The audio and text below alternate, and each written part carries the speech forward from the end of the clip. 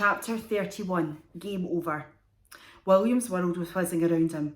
Of all the impossible things he'd experienced that night, his father's last words were by far the most utterly mind-blowingly unbelievable. As he'd watched his dad step out of the street standing in between the hunter's raised rifle and the distant dinosaur, William stretched his brain and his heart. Could this wretched man standing like a statue carved out of a pure evil really be his uncle? "Hello, Huxley," Mr. Trundle's voice interrupted William's thoughts. "Huxley? Now that's a name I've not been called in a long time," sneered the hunter, keeping his rifle raised. "You've gone too far this time, Hux, even by your standards," said Mr. Trundle. "Well, I wouldn't have done it without you, Robert," said Hunter with a sly grin.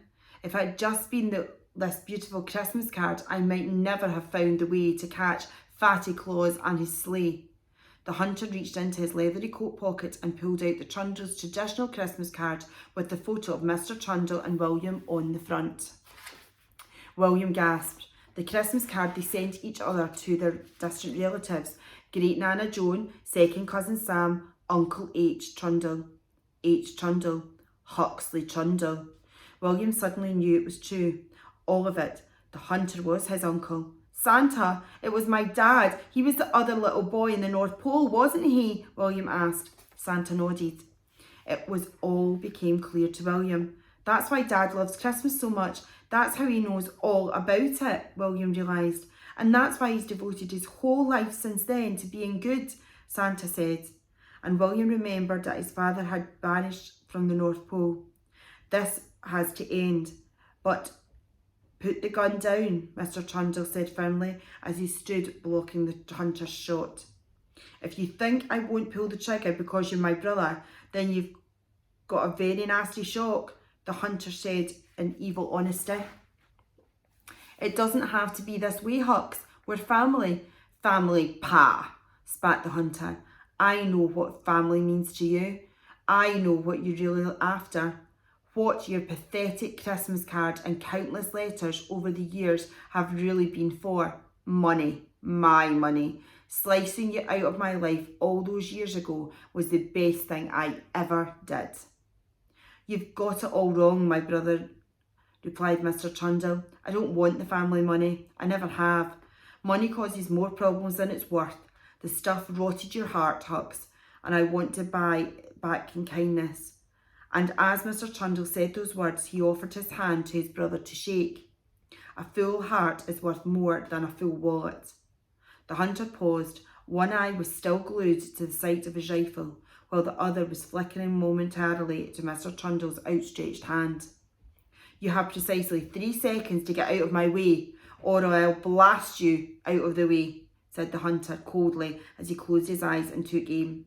William knew he wasn't bluffing. "Dad," he called out. "3, said the hunter, and his beady black eye plastered out to the side. Mr. Trundle didn't budge. 2. "This isn't a game, little brother," the hunter warned. Mr. Trundle stayed put, defending the Christmasaurus. 1. Bang! The gunshot rang out, deafeningly loud, and tore through the street. It knocked Mr. Trundle off his feet and sent him soaring through the air before they landed in a heap on the pavement. "Dad!" screamed William, tears unexplodingly uncontrollably from his eyes.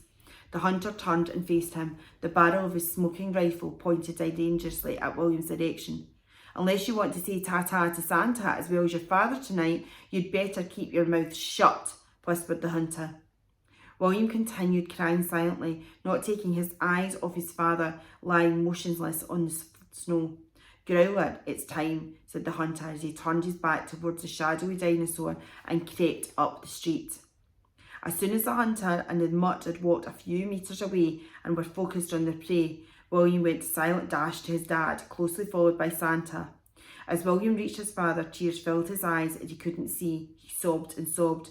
"Willie Poos, is that you?" whispered a soft, shaky voice. "Dad, you're alive," said William in amazement, wiping away his tears. Mr. Trundle sat up on the pavement, looking completely confused. "Yes, I suppose I am," he said with surprise. "Well, stuff my turkey," Santa said in a jolly, hushed voice as he pointed at a smoky bullet hole in Mr. Trundle's woolly Christmas jumper. Mr. Trundle placed his hand over his hat with a smile. Then he reached down inside the top of his jumper and pulled out something he'd been wearing around his neck. It was a thin, worn piece of brown leather, and it reached to the end. William noticed that something was attached to it.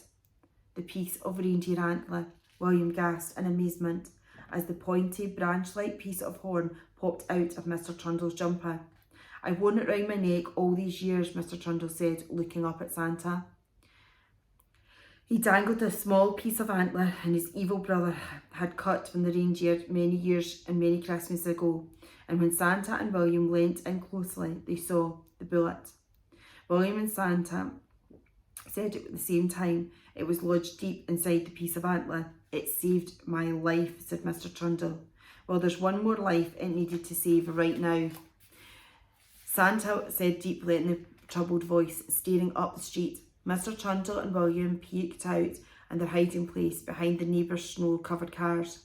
They saw the hunter silently slip a sleek bullet in his repulsive rifle, lift it with his bloodshot eyeball, and release a puff of smoke in his pipe. Then he heard an awful, heart-stopping sound again. Bang! One single gunshot was all it took, and a violently load zoomed down the street towards the shadowy dinosaur. "No!" William screamed. But it was too late. The hunter had hit his target. The sun was gleaming. There was no dinosaur silhouette anymore. There was only a shadowy heap. Lying very still in the distance, there was a dinosaur had been. "Yippee! Woo! Hooray! It's mine! I did it! Did you see that shot, Growler? You silly old mutt! I shot him! I shot him! I shot him!" The hunter screamed and cheered, celebrating this vile dance in the middle of the street, whooping and waving at the sky. As he danced his wicked celebration, light fluffy snowflakes started descending from above. William was crying, Santa was crying, Mr. Trundle was crying. There was nothing more that could be done to stop it. The game was over. The hunter had won. He'd killed the Christmasaurus.